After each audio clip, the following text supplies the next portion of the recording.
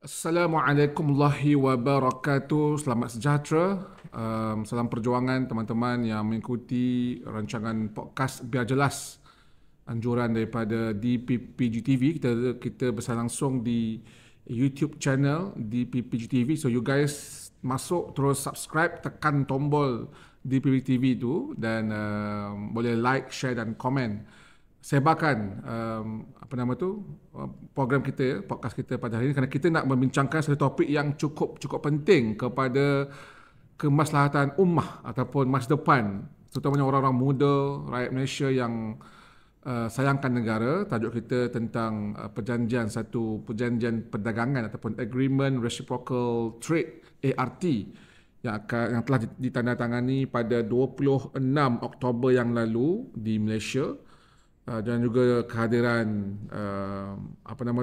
pemimpin paling berpengaruh barangkali di dunia, iaitu Mr. Donald Trump datang ke Malaysia, dan banyaklah aksi-aksi yang kita boleh bincangkan. Cuma tak ada bincang part tu, kita nak bincang fokus tentang ART dan bagaimana kita nak memahamkan perjanjian perdagangan ini yang cukup penting pada negara kita. Bersama kita, saya nak memperkenalkan di sebelah saya sahabat dan juga kekanda kita, Tuan Yusuf Faizal Yusof. Apa khabar Tuan? Alhamdulillah. Sihat okay? Sihat, Alhamdulillah Sufi. So, dan selama ni kalau jemput Tuan Peguam kita, beliau juga adalah merupakan Ketua Penerangan PAS Selangor. Kawan-kawan semua jangan lupa banyak bincang dengan Abang Yus ni, Tuan Yus Faizal ni, tentang isu-isu teknikal undang-undang, isu Nick Elin dan banyaklah a few yang lain-lain yang famous lah kan, yang terlibat langsung tu, kes Nick Elin tu yang sampai sekarang teringat. Tapi dalam konteks perjanjian ART ataupun Agreement Reciprocal Trade ini yang telah ditandatangani oleh kita ni dengan Kemboja, of course, dua negara. Saya nak cuba, mungkin Tuan Yus boleh komen dulu tentang bagaimana kerajaan menanggapi ataupun menyebarkan propaganda, terutamanya jawapan-jawapan di Parlimen. Kalau kita boleh lihat baru tadi tak sampai lah, less than 12 hours ago, di mana Menteri Digital, seorang yang hebat dan dahsyat di luar lah dulu, dengan kebebasan bersuara dan very peguam jugalah beliau, kan, anak kepada mendiang Kapal Singh, Menteri Digital lah, menempelak soalan daripada MP Pasir Mas yang saya lihat secara live tadi. Soalan yang relevan sebenarnya, tidaklah jauh daripada apa yang tengah dibincangkan sekarang, iaitu tentang kedaulatan digital, dan itu salah satu dalam perbincangan RT itu. Tapi ditempelak seolah kenapa tak baca dulu, and then pergi ke banyaklah orang memberi komen, tak menjawab soalannya. Itu pertama.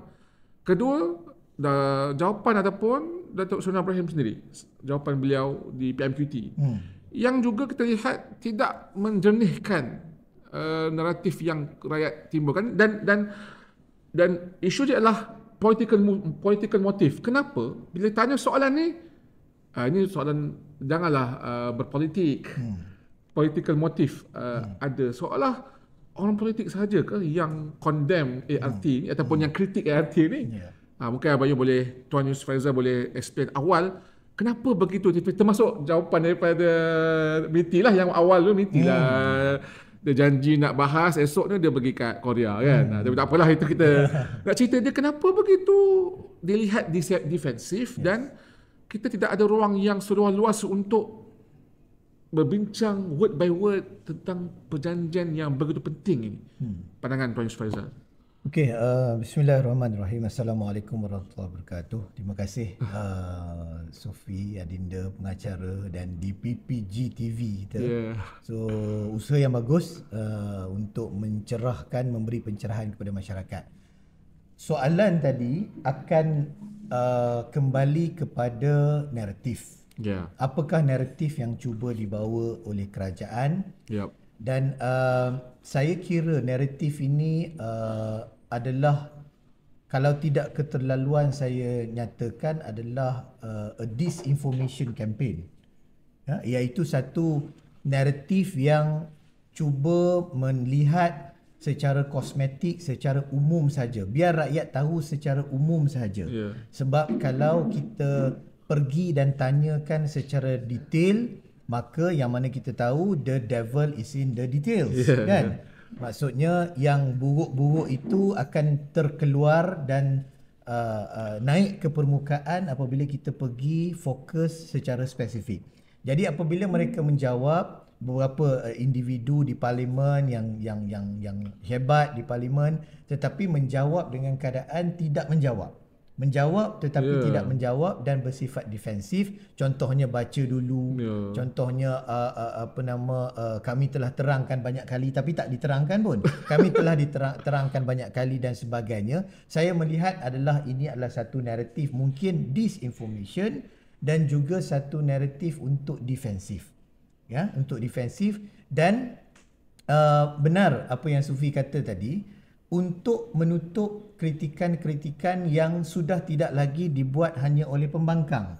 Kritikan-kritikan itu daripada ahli akademik, kritikan itu daripada NGO, CAP, Sahabat Alam Malaysia, kritikan daripada IDEAL dan banyak lagi NGO, dan kritikan datang daripada pemimpin-pemimpin kerajaan sendiri seperti Rafizi.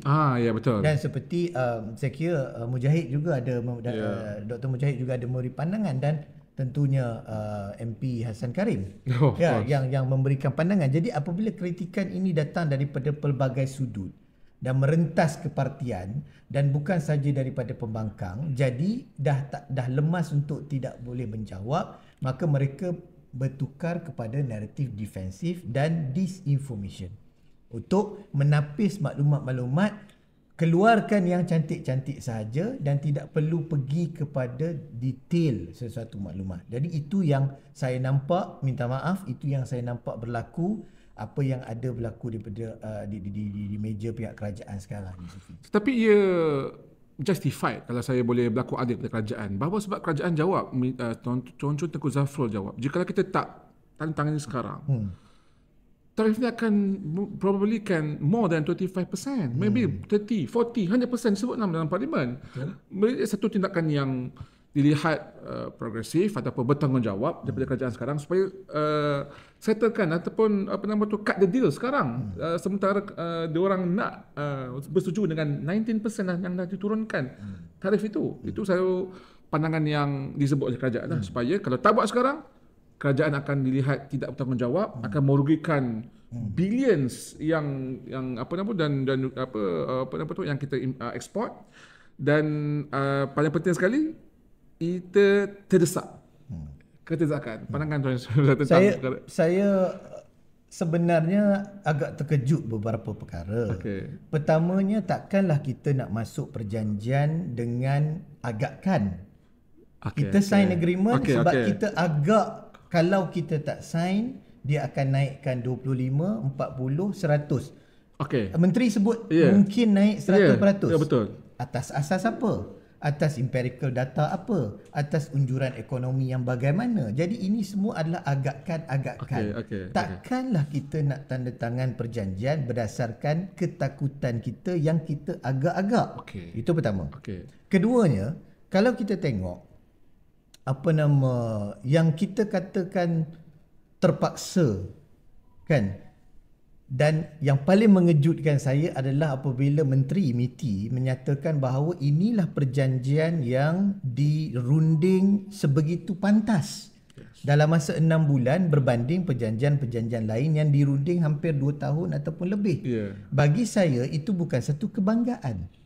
Bagi saya itu adalah satu masalah. Kerana kalau kita nak bercakap tentang tarif, bercakap tentang berundingan yang begitu besar impaknya, kenapa kita rushing? Kenapa kita terlalu tergesa-gesa untuk menandatangani? Orang kata apa, nak bagi tanda tangan tu masa Trump datang untuk sign masa tu juga, dan kita berbangga mengatakan kita spend 6 bulan saja untuk berunding, sedangkan sebelum itu kita berunding lebih lama. Dan kita lihat negara lain agak berhati-hati. Thailand masih belum menandatangani, walaupun Kemboja telah tanda tangan, tapi Thailand masih belum menandatangani. Saya baca banyak tentangan-tentangan dan kritikan pakar ekonomi di Thailand terhadap perjanjian ini, maka mereka masih berhati-hati dan tengok dan cuba berunding apa yang baik untuk mereka. Tetapi kita telah berunding. Jadi bagi saya, Sufi, Kalau kita nak simply cakap kita terpaksa tanda tangan dalam masa 6 bulan, saya tidak setuju. Saya tidak setuju kerana pertamanya ruang untuk berunding itu perlu ada dengan secukupnya, dan apabila saya sebut secukupnya, saya nak kembali kepada satu fakta bahawa perjanjian tersebut tidak pernah ditunjukkan termanya kepada ahli-ahli parlimen. Ditimbulkan oleh beberapa MP yang mengatakan walaupun ada caucus dibuat, caucus ditubuhkan untuk memberi panggil ahli parlimen pembangkang untuk tengok dan berbincang tentang itu, tetapi mereka mengatakan, ahli MP pembangkang mengatakan itu hanyalah taklimat saja. Taklimat. Dan perjanjian itu tidak ditunjukkan, tidak diletakkan atas meja apakah terma-terma dia dan bagaimana kita nak bersetuju. Tidak seperti perjanjian TPPA sebelum ini. Jadi imagine kita berunding dalam keadaan 6 bulan dan kita tidak meletakkan agreement untuk 222 kepala yang mewakili rakyat ini untuk lihat satu persatu, patah demi patah, dan kemudian kita kata ini satu kejayaan. Saya kira ini satu benda yang langsung tidak betul dan bertentangan dengan semangat demokrasi, dan kita tidak boleh mengatakan kita terpaksa. Ambil masa. Kenapa nak segera? Kenapa nak tidak mahu rujuk kepada MP semuanya dan juga stakeholder? Kan? Walaupun saya faham ada yang ini selalu dikatakanlah survey oleh Perdana Menteri dan juga Menteri MITI. Oh, kita ada penjawat awam. Kita ada kaki tangan awam yang bertungkus lumus kan, malam beza waktu dengan US dan sebagainya. Kalau perasan kita tidak pernah memperhatikan kan? Kita tidak pernah memperhatikan kan? Sebab tu saya sebut penjawat awam ini daripada dulu. Kan? Daripada dulu ada pasukan itu. Pasukan memang ada pasukan teknikal, pasukan yang baik. Tetapi saya selalu tanyakan, kenapa ada menteri?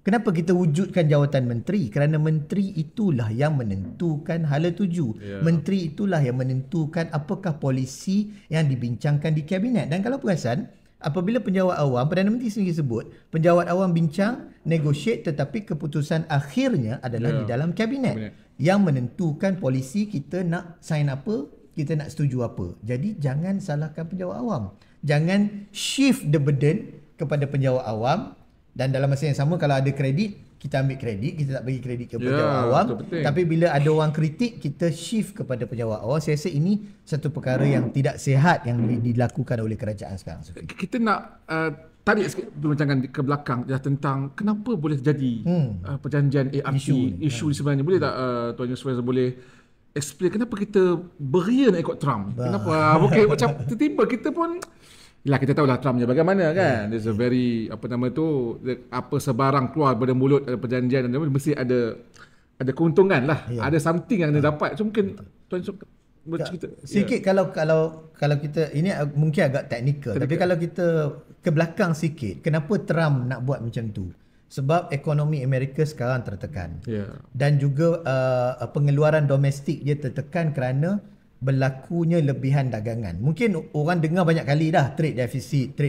Apa itu lebihan dagangan? Apa itu trade deficit? Trade deficit berlaku apabila US perlu beli barang lebih daripada dia jual barang.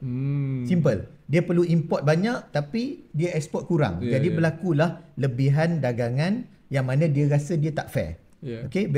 US rasa tak fair, tidak adil, dan oleh yang demikian dia nak kenakan tarif. Kalau barang negara lain masuk ke dalam US, aku akan kenakan cukai supaya barang tu kenakan cukai untuk memaksa negara-negara lain beli barang sama banyak dengan dia jual pada kita. Sebab itu kalau kita tengok apa yang dilakukan oleh satu, itu pertama. Keduanya, kalau saya boleh sebut, Trump ini polisi ekonomi dia agak bagi saya pelik. Bagi saya bukan pelik lah, maksud ini strategi dia untuk hegemoni dan sebagainya kan. Kalau dulu kita berbincang pasal free trade agreement ni, kita berbincang regional.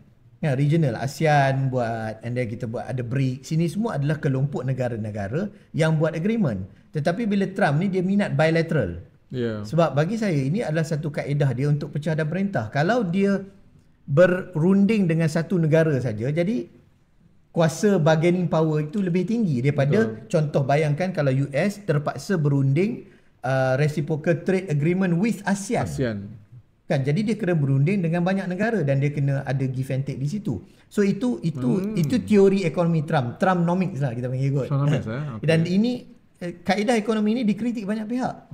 Ada orang kata konsep trade surplus itu pun adalah tak betul sebenarnya. Sebab kalau dia beli banyak, dia jual kurang, maksudnya orang Amerika ni banyak duit. Sebab tu dia nak beli banyak duit. Dia nak beli banyak barang. Jadi konsep ekonomi itu pun dah tak berapa kena, tapi tak apalah. Kita ambil itu sebagai satu kaedah Trump. Dan apabila dia pergi kepada negara-negara, dia nampak, sebab tu dia sebut reciprocal, timbal balik. Saya kenakan tarif yang macam ni untuk kamu dapat tarif yang kononnya rendah, padahal 19 tu dah tinggi kan, yang dikurangkan. Tapi kamu kena beli barang saya supaya lebihan dagangan itu tidak berlaku. Dan ini merupakan satu tools untuk menekan negara-negara yang tidak mempunyai solusi yang kreatif. Itu saya sebut. Bagi saya ada solusi lain, bagi saya ada kaedah lain untuk kita menangani isu perang ini, isu tarif ini, isu pengenaan tarif ini dengan cara-cara lain. Kalau Sophie perasan kan, Malaysia ni penuh dengan idea kreatif daripada dulu lagi dari segi ekonomi. Bagaimana dulu ketika kegawatan ekonomi, orang lain tak buat tambatan mata wang, kita buat tambatan mata wang. Dan terbukti selepas itu semua pakar ekonomi dunia menyatakan bahawa inilah kaedah yang terbaik untuk Malaysia. Dan banyak lagi, moratorium dan sebagainya. Jadi, kenapa hari ini bila kita ditekan oleh tarif 19%, kita tidak memikirkan solusi-solusi lain dan kreatif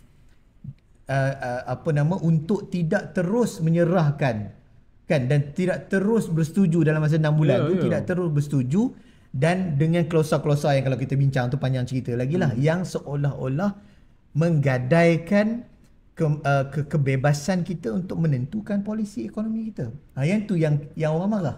Kan, kenapa kita tak fikir solusi lain? Kalau kita nak tengok. Kalau boleh saya singkap sikit. Satu contoh, negara Jepun.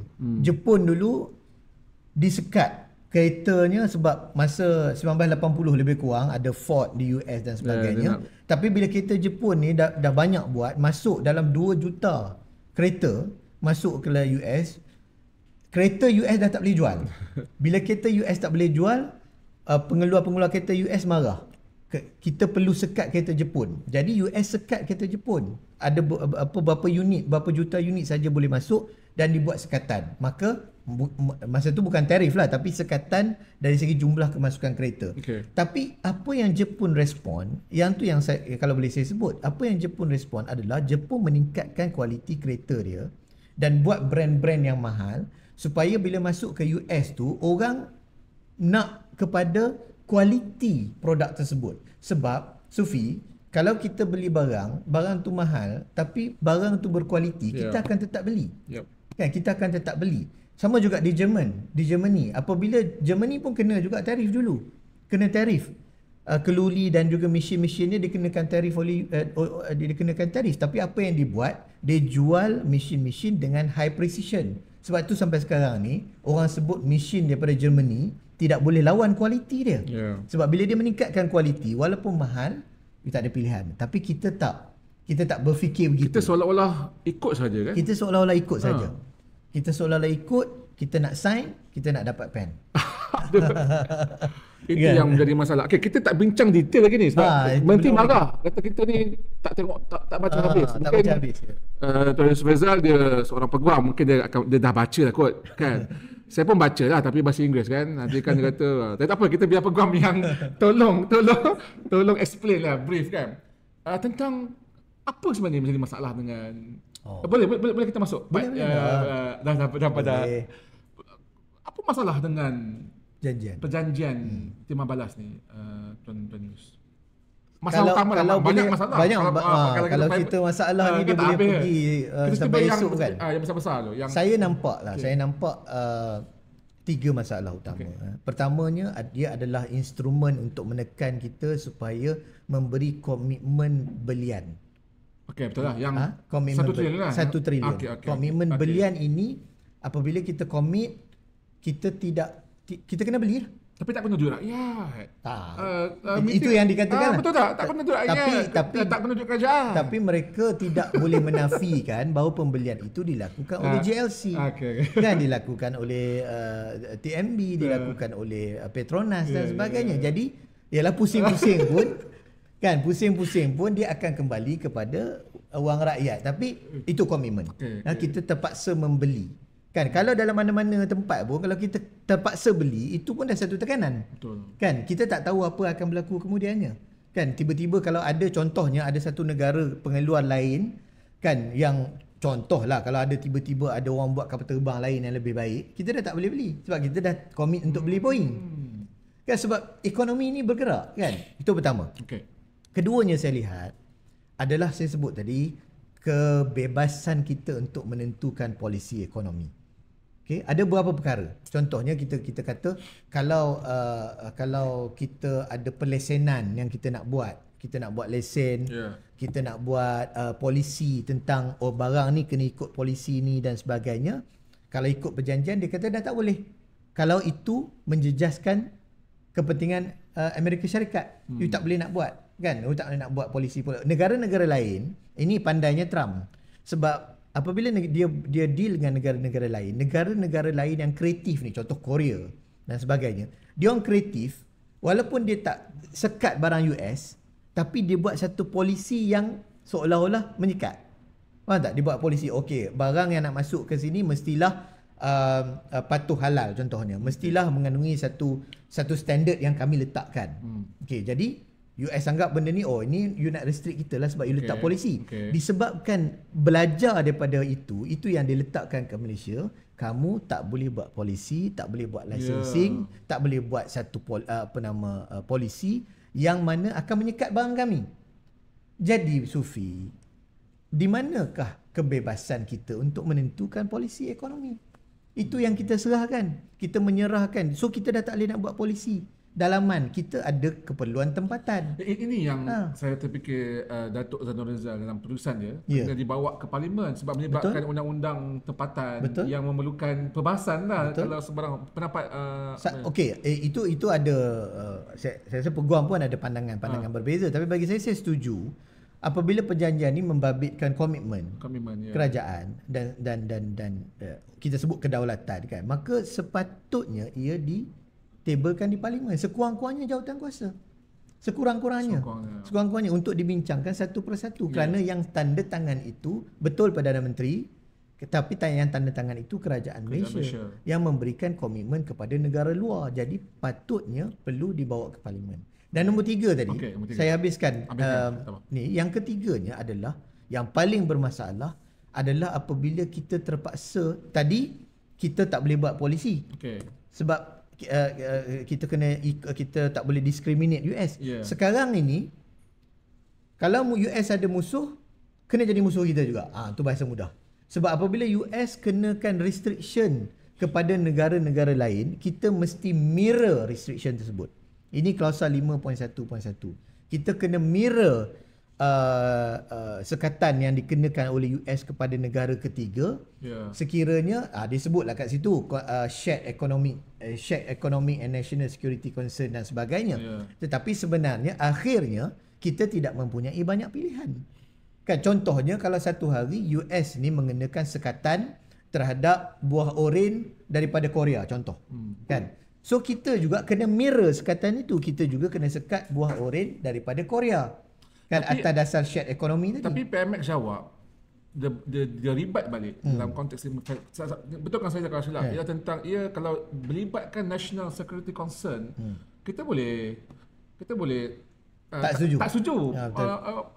Ini yang orang nak tahu tu. Maknanya adalah exit clause, adalah benda-benda yang kita pertahankan dalam perjanjian. Saya sebut dalam tulisan saya begini. Kalau kita nak ambil jawapan mudah lah, kita banding dengan Kemboja. Kemboja kata buatlah apa pun, sekatan apa pun, kalau ia bertentangan dengan kepentingan kedaulatan negara Kemboja, maka dia tak boleh buat. Dia tak boleh in any manner yang contradict sovereignty of Cambodia, sovereignty interest of Cambodia. Clear. Clear. Jadi kalau clause begitu, Kemboja boleh masukkan yang clear, dia boleh tolak restriction tu dan Trump setuju. Kenapa kita tak boleh ikut klausa yang sama dan buat klausa yang begitu? Kenapa kita ni, Tengku Zafrul kata, Ali cakap perempuan itu cantik. Abu tak cakap perempuan itu cantik. Abu kata dia rambut dia ikal mayang, bibir dia apa semua ni. Adakah itu bermaksud Abu ni tak katakan perempuan itu cantik? Nah, dia nak katakan bahawa Malaysia ni menggunakan seni, ayat-ayat berseni, tetapi akhirnya outcome-nya adalah perempuan itu cantik. Tetapi Kemboja ni sebut awak cantik. Itu saya sebut. Kalau kita boleh sebut awak cantik, kenapa kita nak pusing-pusing? Kenapa kita nak rambut ikal mayang dan perempuan tu akan tanya kita balik, tak, awak nak cakap apa sebenarnya? Kan? Apa yang kamu nak cakapkan sebenarnya? Jadi dalam kita berunding dengan negara sebegitu besar, negara yang begitu, kalau kita orang lain boleh berunding letak terus awak cantik, kenapa kita nak pusing? Itu maksudnya. Melainkan kalau Trump tak setuju dengan Kemboja punya clause, tapi Trump setuju dan sign. Jadi itu yang saya nampak. Kalau kita nak pergi teknikal undang-undang, kita akan cakap shared economy ni hanyalah purpose dia. Dia bukanlah satu. Saya dah tulis panjang di Facebook. Maksudnya shared economic and national security interest itu adalah tujuan je. Maksudnya to achieve kan national economic shared economic and national security interest. Tetapi itu bukanlah condition kepada kita boleh tolak kalau tak ada shared economic interest. Kan? Itu saya kata. Masuk je lah. Tidak boleh bertentangan dengan kepentingan kedaulatan negara. Habis. Sebab itu kita start compare dengan Kemboja. Kan, sebab tanda tangan hari yang sama, Sufi. Tanda tangan hari yang sama, tanda tangan dengan tarif yang sama, tetapi kita punya clause tu berbeza. Jadi ini adalah aspek ketiga yang saya katakan. Yalah, orang sebut gadai kedaulatan itu impak secara holistik kalau kita nak lihat. Tun Mahathir pun menjual kemerdekaan negara dan sebagainya. Saya tidak setuju, tetapi kalau kita bincang lebih spesifik, itulah klausa-klausa yang menyebabkan kita terpaksa ikut, sehingga kan saya sebut mudah, musuh Amerika kita terpaksa jadikan musuh kita juga, sebab klausa kita kena mirror restriction yang dibuat oleh Amerika Syarikat. Saya rasa 3 perkara ini main. Kalau kita pergi industri digital AI, kalau kita pergi industri pertanian, kalau kita tu banyak lagi lah. Halal dan sebagainya, itu banyak lagi poin-poin yang telah diperincikan oleh banyak pakar dan banyak stakeholders lah. Dr. Nus, adakah mereka-mereka yang membuat polisi ni, termasuk kerajaan, kabinet lah, mereka faham ke apa concern sebenar rakyat di bawah ataupun pakar-pakar yang selain daripada, sebab saya bimbang macam ni. Saya nampak game dia ialah siapa bercakap, tanya soalan, terutamanya politician lah. Tak baca, tak faham, tak tahu bahasa Inggeris. Macam tu dia bodoh-bodohkan. Seolah-olah orang politik, even mungkin itu politiknya soalan ke, tak tahulah, itu interpretasi. Tapi dia dah macam Tuan Faisal, adakah mereka tak sedar bahawa, atau mungkin semua boleh komen, kabinet ataupun Anwar Ibrahim sendirilah Perdana Menteri, tak sedar ke bahawa dah bukan the skill dah melimpah ke profesional pakar ekonomi, orang yang NGO yang tak ada kepentingan, bukan tak ada kepentingan, maksudnya mereka ni bukan politik punya, bukan partisan lah. Tak, saya kan bila kita buat polisi, mestilah kita nak menunggu feedback. Betul. Takkan dia orang tak tengok feedback yang dah melimpah kan, social media kan? Atau mereka kurangkan ataupun cuba elakkan benda ni berluasa, dan mereka just esok lusa orang dah sibuk benda lain dan orang akan just, dan saya bimbang siapa di kerajaan next ni. Adakah kita akan mungkin terpaksa. Saya minta maaf lah, saya nampak begini. Satu adalah, saya kena sebut, kerajaan dalam membuat dasar ekonomi kena kompeten. Maksudnya kompeten ini kena ada kebijakan, kena ada satu intelligence bagaimana nak menentukan hala tuju ekonomi.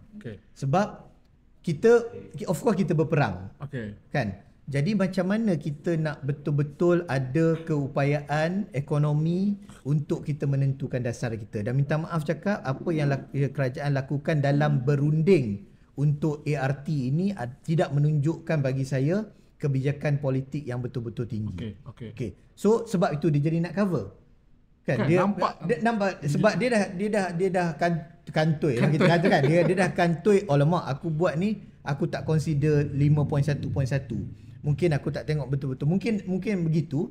Jadi bila orang mempertikaikan economic intelligence tu, dia jadi defensif lah. Oh tak, kita sebenarnya pejabat awam dah tengok semua dan sebagainya kan. Tetapi sebenarnya itu adalah ketidakkompetenan kerajaan dalam menentukan hala tuju ekonomi. Kan? Itu pertama. Dan yang keduanya, saya tak nak cakap lah Sufi pasal ulterior motif kan. Benda tu saya rasa tak fair lah untuk kita kata mungkin PMX ni ada motif-motif lain nak sign cepat. Itu tidak adil untuk kata begitu. Saya kira semua kita ni nak yang baik untuk kerajaan, tetapi saya nampak kita seolah-olah cepat mengalah. Kan, kita cepat mengalah. Kita apabila kita ditekan begitu 6 bulan kita terus mengalah dan kita terus tak nak fikir solusi lain dan kita terus sign. So saya rasa itulah yang menyebabkan kerajaan sekarang menjadi begitu defensif. Dan saya ada tulis juga, mula-mula ni bila orang dengar ada sign tu orang happy. Tapi bila orang start baca, orang dah start kritik, orang dah start timbul, orang dah start faham, jadi kerajaan akan jadi defensif. Dan peringkat ketiga apabila orang profesional, accountant, pakar ekonomi dah mula cakap, dia dah mula sangat-sangat defensif. Jadi kita nampak fasa perubahan tu. Kan fasa perubahan daripada berbangga dengan kedatangan Trump tu sehingga fasa dikritik oleh ahli ekonomi, dan hari ini negara luar pun dah start kritik. Betul. Kita nak bagi sebelum kita nak bagi kepada suasana ketika perjanjian ini dimeterai, di mana dengan bangganya Datuk Seri Ibrahim menyatakan bahawa dia sebut dah ini isu kedaulatan juga. Dia kata dia dah memegang peranan penting je untuk bercakap isu Gaza. Isu Gaza kan. Dia sebut saya tak dalam parlimen dia kata kita tak sebut pun 20 perjanjian yang ditawarkan oleh Trump. Kan kita minta supaya dilaksanakan komprehensif solution. Dia disebut dalam parlimen, kita dengar kan. Macam saya dengar, wah very good lah Anwar Ibrahim. Komen Tuan Yusuf Faizal tentang dia tak dekat Facebook lah. Mungkin dia tak di video kan. Saya sekali lagi lah saya sebut the devil is in the detail. Saya tak tahulah kalau boleh janganlah kita buat misinformation begini kan. Apatah lagi di dalam parlimen. Tetapi kalau kita tengok latar belakang yang dimomokkan sebelum Trump datang adalah kita akan bercakap benar di hadapan pemimpin zalim. Jadi kalau saya sebagai rakyat, saya akan anggap macam seolah-olah menteri Datuk Seri Saifuddin ataupun Anwar Ibrahim ni akan tepuk meja. Kamu zalim. Sebab bercakap di hadapan pemimpin zalim kan. Seolah-olah. Mungkin seolah-olah.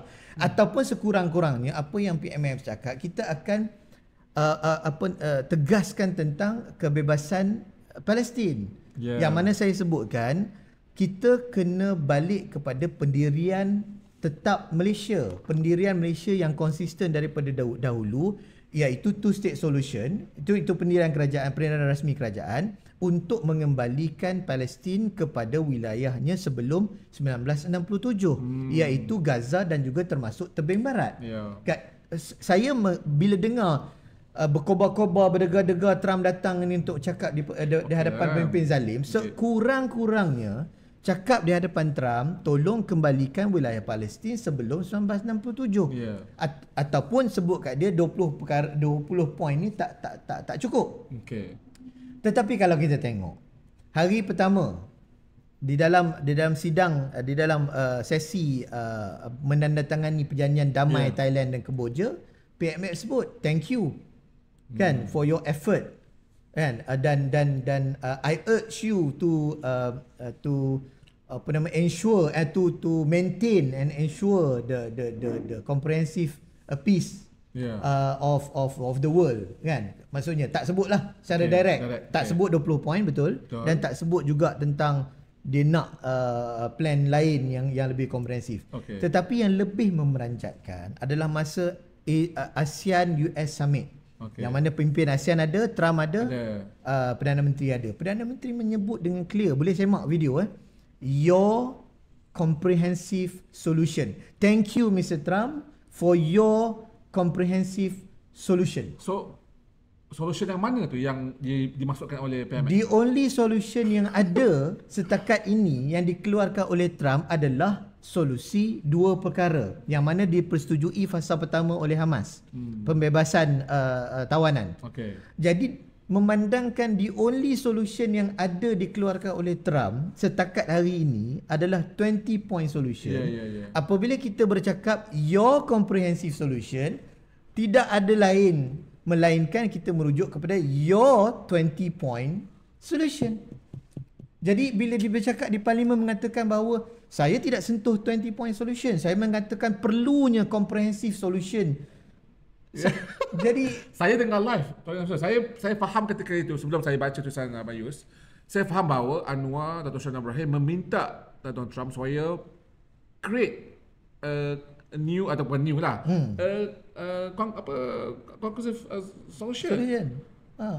Bukan maksudnya sepatutnya dia kata saya tak sebut 20 point, maksudnya tak setuju dengan 20 point, tetapi saya nak komprehensif yang melebihlah daripada 20 point. Kalau begitu niatnya, kadang-kadang niat ni dia tak terbit kat mulut kan. Tapi kalau begitu niatnya, yang sepatutnya disebut adalah thank you Mr. President for your 20 point solution, but I beg to say that is not comprehensive. I would urge Mr. President with your wisdom and with your intelligence, puji sikit, to devise a new comprehensive solution that is acceptable.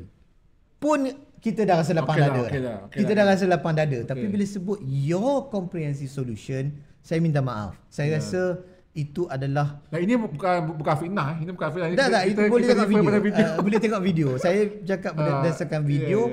Jadi saya rasa tidak kena explanation Perdana Menteri dalam parlimen yang mengatakan saya dah tegaskan mengenai comprehensive solution dan bukan 20 point solution. Itu agak bertentangan dan tidak kena dengan apa yang dicakapkan. Kecuali di dalam kereta. Yang mana kita pun tak tahu apa yang berlaku di dalam kereta.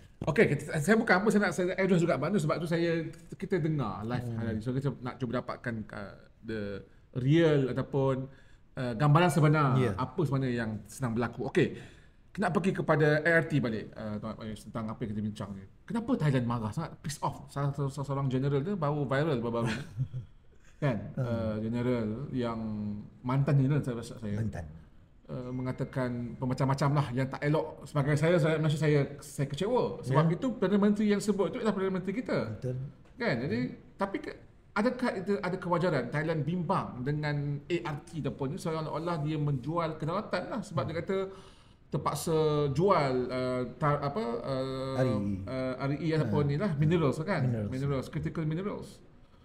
Kenapa Thailand ada? Saya kira okeylah, kita bukanlah nak berseronok dan bersorak sangat tentang apa yang general tu cakapkan. Ya, kita pun kalau boleh kita tak nak macam orang ganggu. Betul. Bagi pandangan yang buruk-buruk terhadap Malaysia, kita nak pertahankan Perdana Menteri kita. Setuju. Tetapi kita kena terbuka bahawa apa yang dikatakan oleh general tu adalah ada asasnya.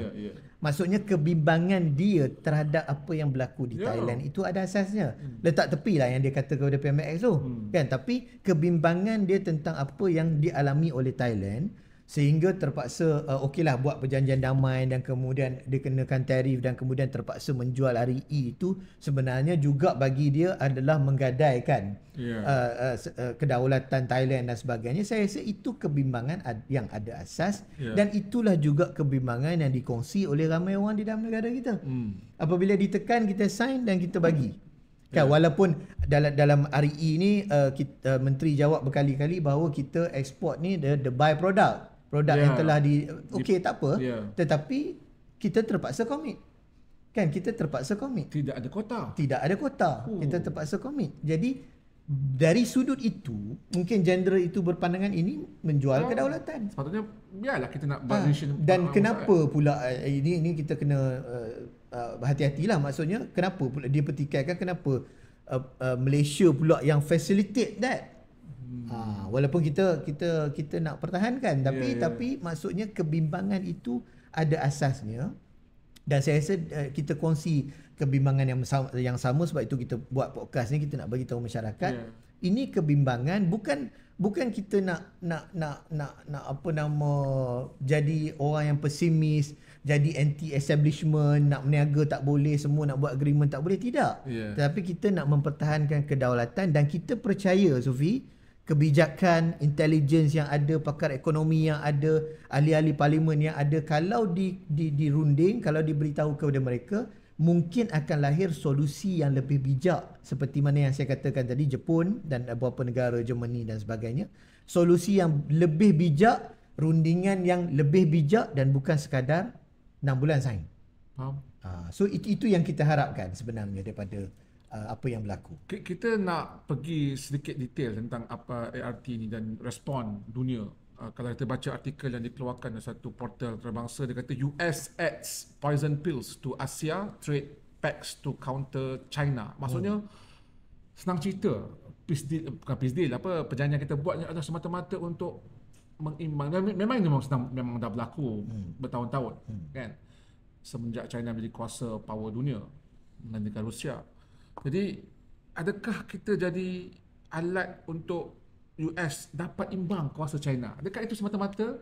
Ini kritikan daripada pihak antarabangsa lah, banyak portal yang melihat bahawa condition inserted by Washington into tariff deals with Cambodia and Malaysia, disebut dua negara ni, seen as loyalty test. Dia nak test macam mana? Maknanya Malaysia, adakah kita telah jadi, ini saya nak elakkan disamakan lah. Adakah kita telah mensahihkan we are loyal to US? Tapi itu jawab, tapi sebelum Bayuh jawab, Anwar jawab dah. Kita janji dengan US, betul. Kita dah buat perjanjian dengan China juga di parlimen. Jadi macam kita rakyat tengok, betul juga. So mana sebenarnya kita nak imbangi bila kita ini soalan ni agak rumit. Dia membabitkan hubungan geopolitik dan sebagainya. Betul, pengimbangan itu ingin dilakukan, tetapi persepsi antarabangsa itu pelbagai lah. Kan? Sebab kita nak bandingkan perjanjian yang kita sambung dengan China masa ASEAN Summit, dan juga perjanjian yang ditandatangani dengan Amerika Syarikat, perjanjian baru ni, kita pun tak boleh nak compare apple to apple, sebab kita tak tahu China ni macam mana dan sebagainya, pertamanya.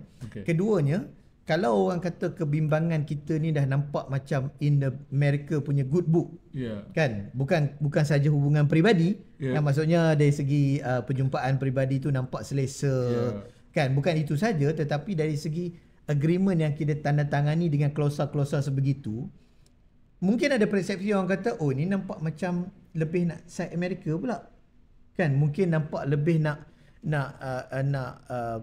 imbang, tapi imbang tu nampak macam lebih kepada Amerika Syarikat. Persepsi orang. Sebab tu general tu pun sebut begitu. General tu sebut begitu.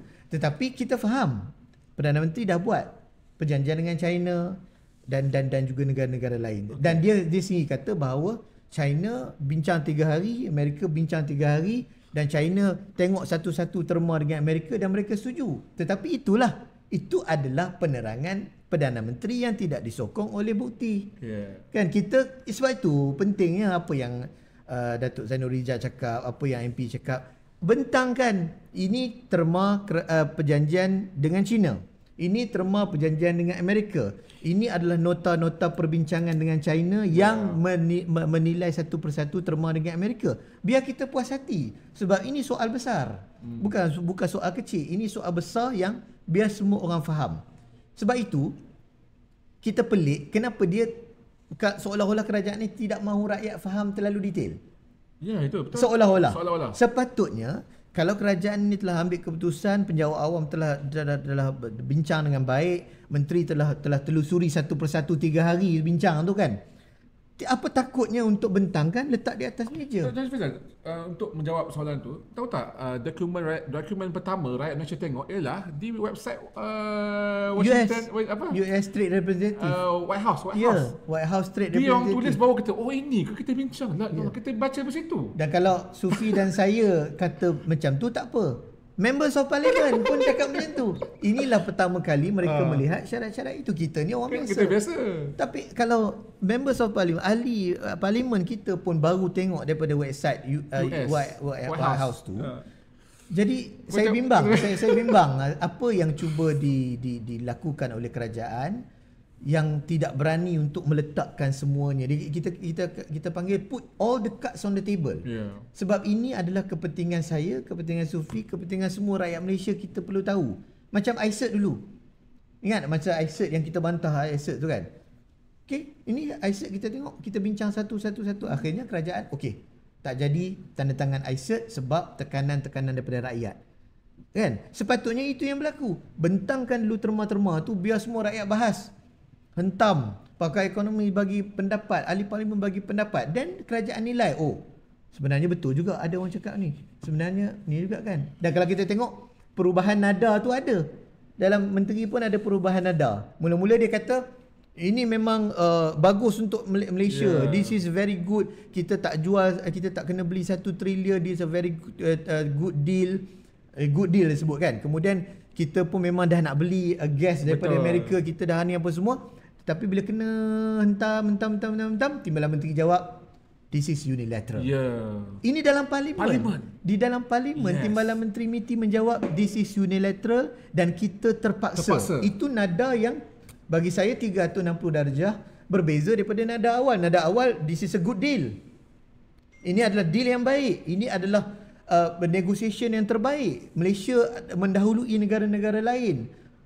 Negotiation sebelum tu ada daripada 25 macam mana? 25 kemudian turun 19. Itu dibanggakan. Ini adalah rundingan yang terbaik dilakukan oleh Menteri MITI, tetapi Timbalan Menteri kata this is unilateral. Ini terpaksa dan kemudiannya kita tengok perubahan nada itu. Jadi kita tinggal tanda tanya. Dan hari ini Ketua Penerangan Pahang Pusat yang berhormat Pasir Mas Ustaz Fadil Syari telah mengeluarkan satu surat mengatakan bahawa menggesa segera dibuat perbincangan di kalangan pakar-pakar salah satu solution yang dibuat oleh PAS, dan kemudian untuk diadakan satu himpunan bantah ART inilah yang dipanggil Turun Anwar 2.0. Suatu seruan yang menggemparkan sebenarnya sebab mungkin rakyat dia momentum lambat sedikit sebab benda ni kan kita baca daripada US, bahasa putih pula tu. So mungkin dah ramai orang akan bercakap ni, dia akan cuba faham, ini implikasi. Soalan dia, adakah ART ini begitu penting untuk rakyat segera faham dan respon dan bertindak untuk mempertahankan hak dan kedaulatan negara ataupun hak Malaysia terutamanya dalam memastikan kita tak kena bully lah senang cerita. Yang penting kan sebab apa yang 240 million itu rakyat. Walaupun dia kata billion walaupun dia kata itu macam-macam bukan menggunakan duit kerajaan, tapi still macam Tuan Yus kata tu still Khazanah Nasional, Petronas sebagainya datang daripada dana rakyat. Soalan dia, adakah rakyat Malaysia kena sahut seruan untuk memastikan bahawa sekurang-kurangnya ataupun tidak, tak pasti berapa hari yang diperlukan untuk membatalkan? 180 is it? 180 kan? Maksudnya adakah kita nak ajak rakyat untuk memahamkan dan kerajaan dengar dan batalkan seperti ICET? Itu saya akan katakan sangat penting. Rakyat perlu sokong untuk tekan kerajaan untuk sama ada batalkan perjanjian kalau boleh ataupun runding semula terma-terma. Yang lebih saya rasa lebih praktikal adalah runding semula sebab dah sign kan?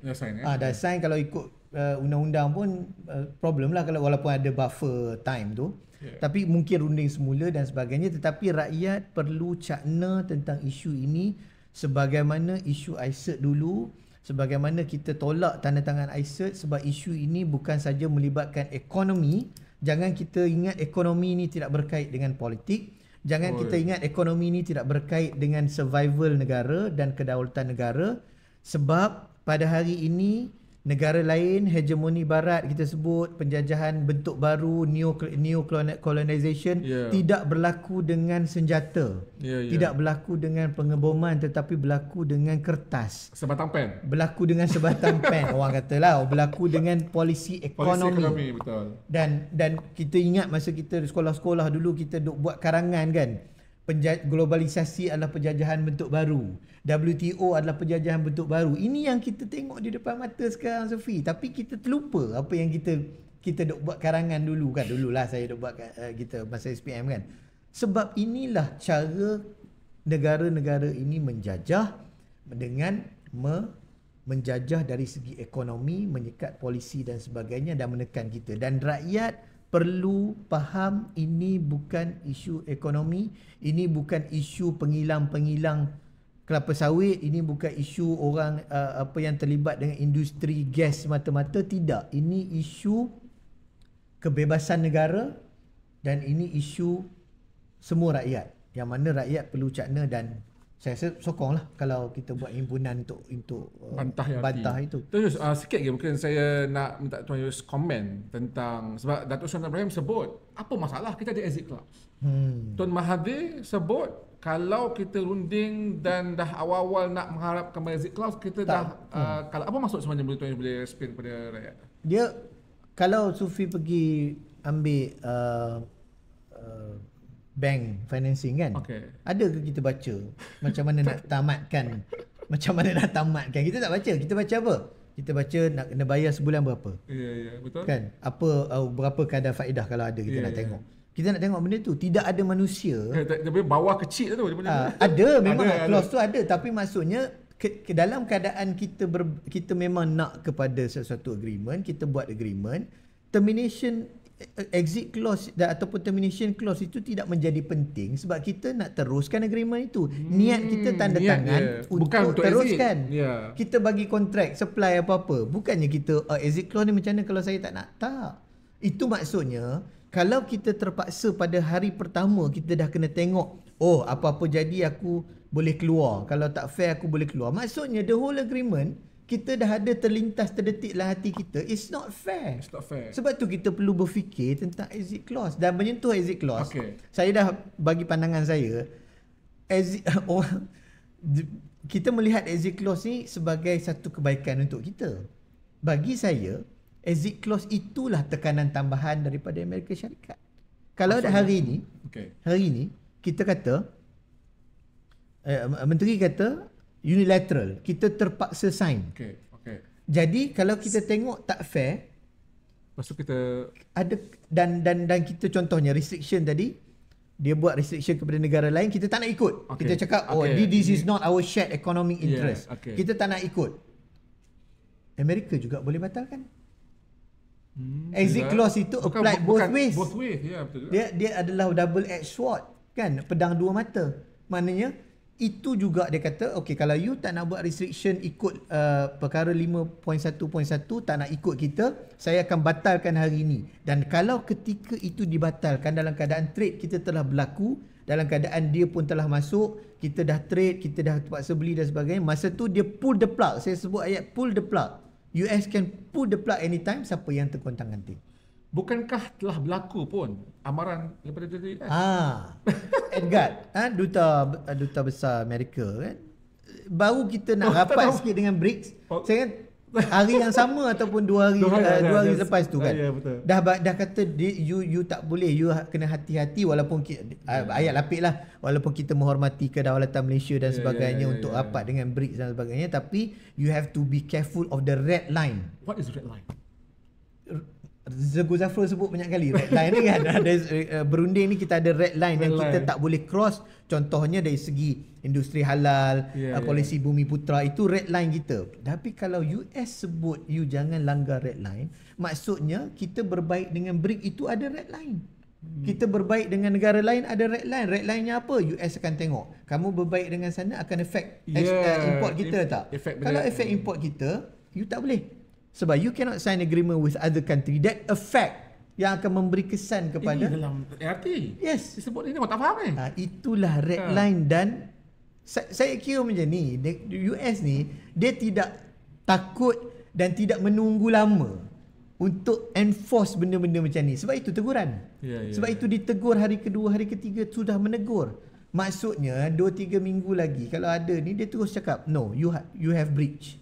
Kamu telah melanggar klausa kerana kamu telah membuat perjanjian dengan negara. Mungkin kita tak tahu. Betul. Kan kalau dia berani menegur sebegitu, telah menegur, maksudnya di dalam art tu ada klausa yang mereka boleh gunakan. Dan inilah yang saya rasa membimbangkan kita tentang yang kita sebut kedaulatan dan sebagainya. Baik, kita dah hampir sejam kita bersembang ni. Mungkin banyak kita dah discuss secara brief, walaupun saya percaya kawan-kawan semua nak lagi untuk pergi detail. Saya tidak bahasakan arah itulah. Yalah. Kita di lain waktu. Cuma mungkin ada sedikit bingkisan ataupun nasihat kepada sahabat-sahabat yang masih lagi nak mempertahankan. Ramai lagi yang mempertahankan. Sebab ada macam dipanggil feel good factor. Kepada ART ni dengan jawapan di parlimen, jawapan-jawapan menteri seolah-olah solid, which is sebenarnya tu kita dah tahulah kan macam mana how good Anwar ni dia frame satu benda tu dengan baik dan dia biarkan bertebaran dan orang percaya itu saja. Which is benda tu the details the devils in the details. Itu yang kita nak perincikan dalam podcast ini. Cuma akhirnya pandangan Abayus tentang apa akan berlaku mungkin dalam masa akan datang ini, akan berlaku ni menarik lah kan, anything can happen. Cuma jika peranan kuasa berlaku, ni mungkin rangkumkan sekali lah. So how the next government, saya tak kata PN lah, mungkin another government yang mungkin gabungan antara banyak pihak should react dengan ERT ni. Itulah saya rasa bab kita ni perlu feel good factor ni janganlah sampai kita tidak berfikir secara rasional. Kan saya perlu tegaskan di sini juga, kita faham bahawa ada bukan tak ada langsung kebaikan. Ada part-part yang mungkin boleh membantu dagangan dan sebagainya. Tetapi kita bercakap mengkritik itu dengan nada untuk mempertahankan kedaulatan negara. Itu kita kena faham. Supaya kita tidak, kalau semua orang feel good, termasuk pembangkang, termasuk ahli akademik, termasuk NGO, semua feel good sebab nampak Trump datang ke Malaysia, nampak Air Force One turun dekat Malaysia dan kita nampak sambutan itu sehinggakan Trump nak jumpa ketua polis negara. Kalau semua feel good, maka tidak ada siapa bercakap dan tidak ada siapa akan point out masalah-masalah yang dah berlaku dan apa akan nanti bila benda tu berlaku kita barulah kita terantuk baru terengadah. Dan kalau ada kerajaan lain selepas ini insya-Allah yang mungkin menggantikan kerajaan Madani, pilihannya dah tak banyak, Sufi. Pilihannya dah terhad sebab kita telah tanda tangan komitmen itu.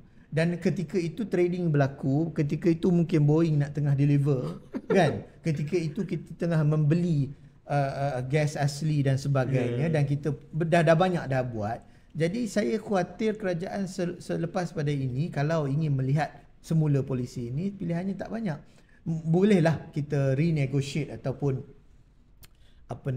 pinda dan sebagainya, tapi kedudukan ketika itu menjadi sudah jauh lebih sukar daripada kita tangguhkan dulu. Kan sekarang ni sebelum sign itulah, tangguhkan dulu, bincang balik, masuk dalam parlimen, bincang dengan profesional ahli akademik sebelum terus menandatangani. Kalau kita tengok Thailand, dia hadir juga. Thailand ada dalam sidang ASEAN. Maksudnya dia pun boleh sign masa itu juga. Tapi dia tak sign, dia balik tangan kosong. Betul. Dia sign the peace deal, kan? Jadi maksudnya benda tu dah berlaku, tapi kalau itu dilakukan dengan betul, tak adalah nanti selepas ini kita terus terikat, menyebabkan kerajaan selepas ini mungkin tak banyak pilihan. Tetapi saya yakin satu yang kita boleh guna, kita boleh mungkin buka lebih besar lagi nanti kerajaan yang baru, komplain WTO ke, kan, tentang ni panjang lagi cerita. Tentang WTO, apakah Amerika ni ikut WTO punya policy tentang most preferred nation dan sebagainya. Banyaklah kan mungkin mekanisme itu, tapi tak cantik lah. Sebab kita dah terpaksa sign dan kita telah memberi komitmen kita, nampak Malaysia macam tak ada pendirian pula. Betul. Itulah yang saya nak katakan, dan mungkin saya concludekan dengan menyatakan bahawa semak dan imbang ni perlu teruskan, dan rakyat kena tunjuk mesej yang sangat kuat. Kan, dengan sangat kuat. Contoh kalau ada himpunan aman tu kita suarakan lah. Betul. Untuk tunjukkan mesej yang sangat kuat ketidakpuasan hati kita tentang cara kita deal dengan Trump, cara proses kita menandatangani perjanjian, consultation proses kita dengan MP Pembangkang, dan juga terma-terma yang ada dalam perjanjian itu. Terima kasih banyak Tuan Yus Farizal atas perkongsian yang cukup relatif. Ada sebelum kita berakhir, ada soalan di studio tak? Kalau siapa tanya soalan, saya buka. Kalau soalan boleh tanya. Tanya. Salam.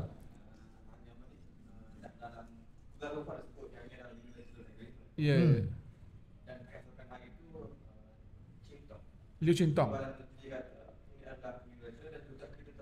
Ya. Dan sebelum Anwar kata kita berjaya buat timbal balas. Ya. Berjaya. Jaya. Dan dalam parlimen tersebut terpaksa. Dan juga kenapa tidak berterus terang pada rakyat yang bahawa kita kan barangkali ada rakyat yang berdoa untuk US, kita bergantung pada Allah Taala. Betul. Saya setuju 100% dengan soalan dan juga saranan. Sebenarnya ini jujur kepada rakyat itu penting. Maksudnya kalau kita berhadapan dengan tekanan, sekarang ni kita perlu sedar hakikat bahawa kalau betul-betul Malaysia ditekan dan ada elemen-elemen penjajahan sebegitu untuk mengganggu kedaulatan kita, saya pasti dan yakin pembangkang ke rakyat ke, kita sama-sama akan solat hajat. Sekurang-kurangnya kita akan sama-sama solat hajat untuk memastikan bahawa negara kita tidak terus ditekan oleh Amerika Syarikat. Ataupun yang lebih daripada itu, saya rasa kebijakan di luar, ramai ahli-ahli profesional, ramai profesor ekonomi yang juga cerdik pandai tentang ekonomi ini boleh memberikan cadangan. Paparkan terma itu di TV. Ini terma 5.1.1. Sila berikan pandangan anda. Sebelum sign lah. Itu cerita jujur tadi. Kalau kita mahu berlaku jujur tentang tekanan-tekanan itu, tapi kita awal-awal kita cakap it's a good deal. Awal-awal kita cakap ini satu bagus. Bagus itu nak kembali kepada kita. Sebab kononnya itu kejayaan kita, tapi kemudian sebut unilateral, kemudian sebut terpaksa. Dan saya setuju sangat dengan saudara yang bertanya tu, kejujuran seorang pemimpin dan tentunya lah kebergantungan kita kepada Allah SWT. Maksudnya semua orang kena bersama lah. Tapi sekarang ni apabila dah berlaku pecah macam ni, kita kritik, dia pula cakap kamu baca agreement lah. Jadi macam mana kita nak bersama dengan kerajaan untuk mempertahankan kedaulatan negara kalau pemimpin bersifat begitu? Itu tak kira cakap lagi lah, kamu negeri pembangkang tak minta banyak-banyak, kenapa? Itu ceritanya. Maksudnya bersikap memandang rendah, minta maaf cakap, seolah-olah memandang rendah, seolah-olah rakyat Malaysia ini tidak pandai membaca bahasa Inggeris, seolah-olah tidak ada peguam lain yang boleh menganalisis, seolah-olah tidak ada pakar geopolitik yang lain. Dan kita tengok profesor ada menulis juga. Seolah-olah begitu. Jadi macam mana ketidakjujuran ini ingin menjadikan semua rakyat Malaysia bersama? Dan itulah yang menjawab soalan tadi, kembali kepada kejujuran kerajaan pada hari ini. Terima kasih Tuan Yus Farizal atas respon yang cukup tuntas, dan kita tahu kita ada masa sebenarnya, which is sangat masa yang sangat singkat lah, untuk beberapa hari lagi ni, less than 180 days untuk respon ataupun apa sajalah. Jadi saya setuju dengan saudara Tuan Yus, minta rakyat celik baca kan dokumen-dokumen sedia ada ni. Saya rasa dah ada di PDF pun. Kan, kalau di website pun ada, di website house boleh baca, di White House punya website pun ada. Kan, boleh ambil ChatGPT translate bahasa Melayu je kan. Dia tak ada alasan lah. Jangan guna alasan tak baca bahasa Inggeris, which is menghina absurd intelektualan dan kebitaraan kita sebagai rakyat Malaysia yang pergi universiti semua ni. Itu pertama, dan saya mohon agar perbincangan ini dibuka luas. lebih banyak wacana-wacana yang bebas, dan itu yang diminta oleh PAS Pusat sebenarnya, untuk profesional hadir ke tampil depan, untuk kita usahakan pandangan-pandangan lebih jujur, dan ini yang kita nak akan buat dalam masa mendatang depan. Dan rakyat kena bijak, rakyat kena berani dan juga kena bersuara perkara yang benar, sebab kalau tidak dia akan melibatkan kita semua yang terlibat dalam perjanjian agreement reciprocal trade yang begitu berbahaya lah, saya kira, kepada masa depan dan kedaulatan negara. Itu sahaja daripada kami, podcast Biar Jelas. Jangan lupa teruskan sebaran, teruskan, boleh komen di bawah apa pendapat anda. Anda boleh komen perjanjian timbang balas perdagangan ini, boleh komen di bawah apa pendapat anda, dan sebarkan. Jangan lupa subscribe di PPG TV di bawah tombol subscribe. Terima kasih banyak. Itu sahaja daripada kami. Terima kasih banyak Tuan Yus. Salam sikit. Rasanya very good discussion. Kita jumpa di siaran podcast yang seterusnya. Assalamualaikum.